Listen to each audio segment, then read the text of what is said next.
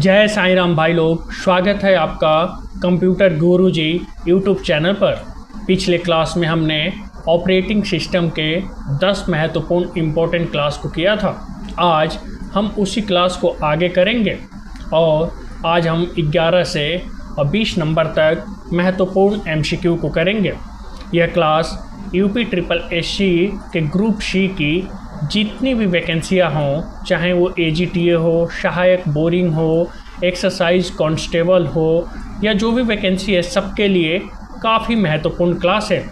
Video के अंत तक ज़रूर बने रहिएगा क्योंकि हर सवाल काफ़ी इम्पोर्टेंट है। तो चलिए बिना देर किए हुए, हंसते हुए, मुस्कुराते हुए प्यार से आज की क्लास की शुरुआत करते हैं। क्या कह रहा भाई लोग, समझिए कि ऑपरेटिंग सिस्टम का सबसे महत्वपूर्ण कार्य कौन सा है। कह रहा है कि निम्नलिखित विकल्पों में से बताइए कि ऑपरेटिंग सिस्टम जो होता है उसका सबसे महत्वपूर्ण कार्य कौन सा है भाई लोग। क्या ऑपरेटिंग सिस्टम से केवल गेम चलता है? नहीं। क्या उसका केवल ये काम है कि वो इंटरनेट उपलब्ध कराएगा? नहीं। क्या उसका केवल ये काम है कि वो केवल प्रिंटिंग करेगा? नहीं। उसका सबसे महत्वपूर्ण कार्य क्या है भाई लोग? मेमोरी, प्रोसेस और डिवाइस मैनेजमेंट करना। ठीक है, क्या करता है operating system? Memory, process, input output device और फाइलों का प्रबंधन या मैनेजमेंट करता है। इसी कारण इसे कंप्यूटर का रिसोर्स मैनेजर भी कहा जाता है। ध्यान देंगे भाई लोग, अगर आपसे सवाल ये पूछता है कि रिसोर्स मैनेजर किसे कहा जाता है तो आपका जवाब होगा ऑपरेटिंग सिस्टम को। ठीक है, इसे ही क्या कहा जाता है? Resource manager. तो एक सवाल ये भी घुमा के आयोग पूछता है और बच्चे कई बार इसमें भगचोनरा जाते हैं कि रिसोर्स मैनेजर क्या होता है। तो रिसोर्स मैनेजर क्या होता है भाई लोग? ऑपरेटिंग सिस्टम को ही क्या कहते हैं? रिसोर्स मैनेजर कहते हैं। ठीक है, चलिए चलते हैं नेक्स्ट MCQ आपकी स्क्रीन पर। देखिए क्या है, बूटिंग का अर्थ क्या है। अर्थात जब आपका कंप्यूटर स्टार्ट होता है, कई बार आप लोगों ने देखा होगा कि गोला से घूमता है और आता है कि बूटिंग हो रहा है। तो बूटिंग का क्या अर्थ है भाई लोग? ऑपरेटिंग सिस्टम को मेमोरी में लोड करना। ये कौन करता है? बायोस पहले पोस्ट करता है, यानी वो चेक करता है, उसके बाद ऑपरेटिंग सिस्टम को मेमोरी में लोड करना। जब कंप्यूटर चालू होकर ऑपरेटिंग सिस्टम को रैम में लोड करता है तो इस प्रक्रिया को क्या कहते हैं? बूटिंग कहते हैं। ये कंप्यूटर शुरू होने का पहला महत्वपूर्ण चरण है। अच्छा, ध्यान देंगे आप लोग भाई लोग कि बूटिंग कितने प्रकार की होती है। बूटिंग जो है वह 2 प्रकार की होती है। कौन कौन सी? एक तो होती है कोल्ड बूटिंग, ठीक है, और एक होती है वार्म बूटिंग। हमने सॉफ्टवेयर के क्लास में भी इस पर काफ़ी डिस्कस किया था। कोल्ड बूटिंग क्या होती है? जैसे आपने कंप्यूटर शटडाउन है या शटडाउन कर दिया, उसे दोबारा स्टार्ट करेंगे तो क्या होगी? वो कोल्ड बूटिंग होगी। वार्म बूटिंग क्या है? कंप्यूटर आपका चल रहा और चलते चलते आपने उसे रीस्टार्ट मार दिया तो वो क्या होगी? वार्म बूटिंग होगी। ठीक है भाई लोग, चलिए चलते हैं नेक्स्ट MCQ में। भाई लोग क्या कह रहा है? हाँ देखिए आ गया ना सवाल, कोल्ड बूट कब होता है? पावर ऑन करने पर। ठीक है, अगर कंप्यूटर शटडाउन हो गया उसके बाद जब हम इसे स्टार्ट करेंगे तो क्या होगा? वह कोल्ड बूट होगा। ठीक है, उसे क्या कहते हैं? कोल्ड बूट कहा जाता है या इसे हार्ड बूट भी कहते हैं। हाँ, एक चीज़ और ध्यान देंगे, इसमें बच्चे काफ़ी भगचोनर आते हैं। कई बार ये पूछता है कि हार्ड बूट किसे कहते हैं? हार्ड बूट और सॉफ्ट बूट। तो हार्ड बूट किसे कहते हैं भाई लोग? इसी को कोल्ड बूट को कहते हैं। आप लोग भगचोनरा मत जाना, हमने क्लास में तो कोल्ड बूट पढ़ा था, ये हार्ड बूट कहाँ से आ गए? हार्ड बूट किसे कहते हैं? इसी को कहते हैं। ठीक है, कोल्ड बूट को ही क्या कहते हैं? हार्ड बूट कहते हैं। समझ गए भाई लोग? चलिए नेक्स्ट MCQ में चलते हैं। कंप्यूटर में टेंशन नहीं लेना है, प्यार से हंसते हुए, मुस्कुराते हुए हमें पढ़ना है। हाँ देखिए अब क्या कह रहा है कि वार्म बूट किसे कहते हैं? वार्म बूट किसे कहते हैं? रीस्टार्ट करना। मान लीजिए कि कंप्यूटर चल रहा और आप उसे रीस्टार्ट करेंगे तो ऑपरेटिंग सिस्टम क्या करेगा? वार्म बूट करेगा। ठीक है, और रीस्टार्ट की कमांड क्या होती है? Ctrl+Alt+Delete या रीस्टार्ट आप विकल्प से भी कर सकते हैं। ये शॉर्टकट भी आप रीस्टार्ट का याद रखेंगे, कई बार आयोग पूछ लेता है। क्या होती है रीस्टार्ट करने का कमांड भाई साहब? Ctrl+Alt+Delete। ठीक है, डिलीट। समझ गए आप लोग? कोल्ड और वार्म। हमने सॉफ्टवेयर के भी क्लास में इस पे काफ़ी डिस्कस किया था भाई लोग। चलिए चलते हैं नेक्स्ट एमसीक्यू में। कह रहा है कि विंडो 1, उसके बाद फिल इन द ब्लैंक्स है, किस प्रकार का ऑपरेटिंग सिस्टम है।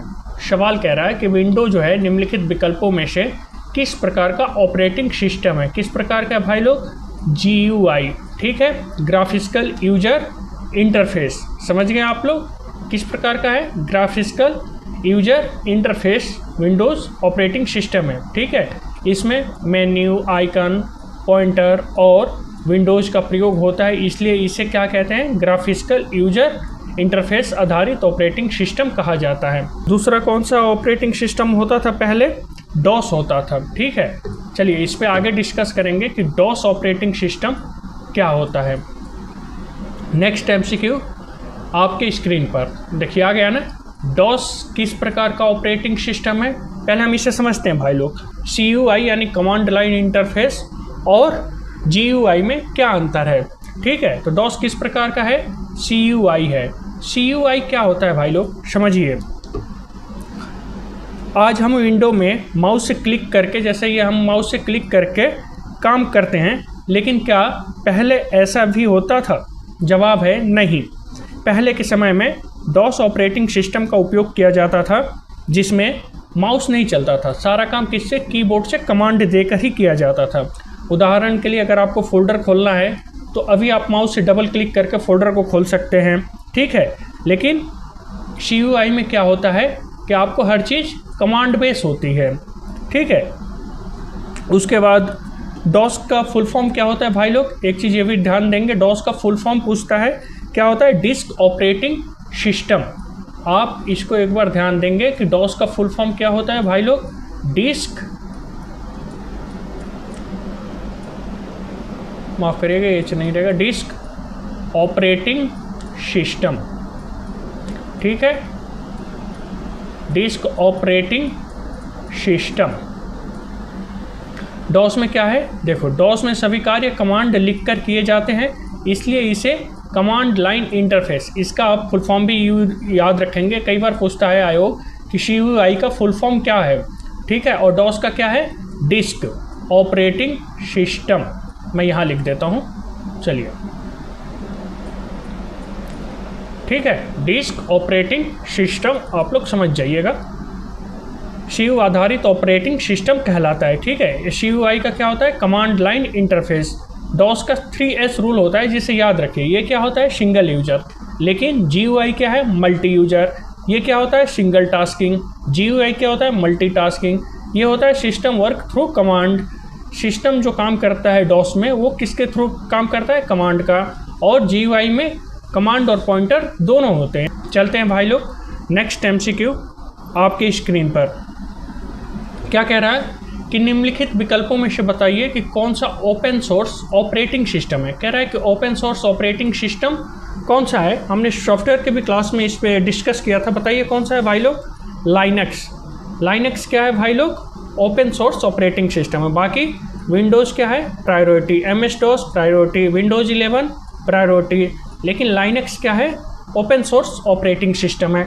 ओपन सोर्स ऑपरेटिंग सिस्टम क्या होता है? जिसका सोर्स कोड उपलब्ध होता है और इसमें आवश्यकता अनुसार परिवर्तन किए जा सकते हैं, समझ गए।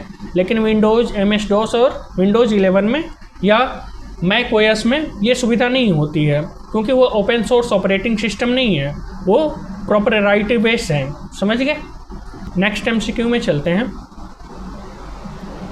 देखिए, कह रहा है कि ऑपरेटिंग सिस्टम का कौन सा कार्य फाइलों और फोल्डरों का प्रबंधन करता है, यानी फाइल मैनेजमेंट कौन सा करता है। तो फाइल और फोल्डर का प्रबंधन कौन करेगा? मैनेजमेंट करेगा। कौन सा मैनेजमेंट? फाइल मैनेजमेंट, समझ गए। मेमोरी मैनेजमेंट मेमोरी का करेगा, डिवाइस मैनेजमेंट डिवाइस का करेगा, और प्रोसेस मैनेजमेंट प्रोसेस के करेगा। लेकिन फाइल और फोल्डर का कौन करेगा? फाइल मैनेजमेंट, ठीक है। फाइलों को बनाना, हटाना, डिलीट करना, कॉपी करना, नाम बदलना, व्यवस्थित रखना, ये किसके अंतर्गत आता है? फाइल मैनेजमेंट के अंतर आता है, समझ गए भाई लोग। चलिए नेक्स्ट MCQ में चलते हैं। हाँ, कह रहा है कि निम्न विकल्पों में से बताइए कि कौन सा मल्टी यूजर ऑपरेटिंग सिस्टम है। इंपॉर्टेंट सवाल है भाई लोग, इस पे आप लोग ध्यान देंगे कि मल्टी यूजर ऑपरेटिंग सिस्टम कौन सा है? लाइनक्स। ओपन सोर्स कोड का कौन सा है? लाइनक्स, समझ गए।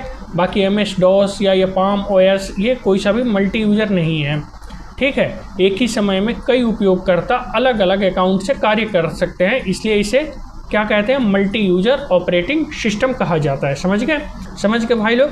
अगर कुछ डाउट हो आप लोगों को तो आप हमें कमेंट करके ज़रूर पूछिए। चलिए नेक्स्ट MCQ में चलते हैं। कह रहा है कि ऑपरेटिंग सिस्टम और उपयोगकर्ता के बीच संपर्क स्थापित करने वाला माध्यम क्या कहलाता है। कह रहा है कि ऑपरेटिंग सिस्टम और उपयोगकर्ता के बीच किसके माध्यम से संपर्क स्थापित किया जाता है भाई लोग, इंटरफेस। उसे क्या कहते हैं, इंटरफेस कहते हैं, ठीक है। ऑपरेटिंग सिस्टम और कंप्यूटर हार्डवेयर के बीच इंटरफेस का कार्य करता है। कौन कार्य करता है, ऑपरेटिंग सिस्टम। किसके बीच में, उपयोगकर्ता और कंप्यूटर हार्डवेयर के बीच में। पिछली क्लास में हमने जो ऑपरेटिंग सिस्टम का परिभाषा लिया था उसमें क्या था कि जो कंप्यूटर हार्डवेयर और यूजर के बीच में समन्वय स्थापित करता है उसे क्या कहते हैं, ऑपरेटिंग सिस्टम। वही सवाल यहाँ पे थोड़ा सा घुमाया है, समझ गए आप लोग। उपयोगकर्ता आसानी से कंप्यूटर को निर्देश दे सकता है। भाई लोग इसका एग्जाम ट्रिक क्या है, इन 10 प्रश्नों में सबसे अधिक क्या पूछा जाता है, booting cold and warm GUI versus CUI, Linux open source है या प्रोपराइटर, बायोस और पोस्ट, फाइल मैनेजमेंट, इंटरफेस, ठीक है। ये topic UP SSC, UP police, लेखपाल, वीडियो अन्य ग्रुप परीक्षाओं में बार बार पूछा जाता है।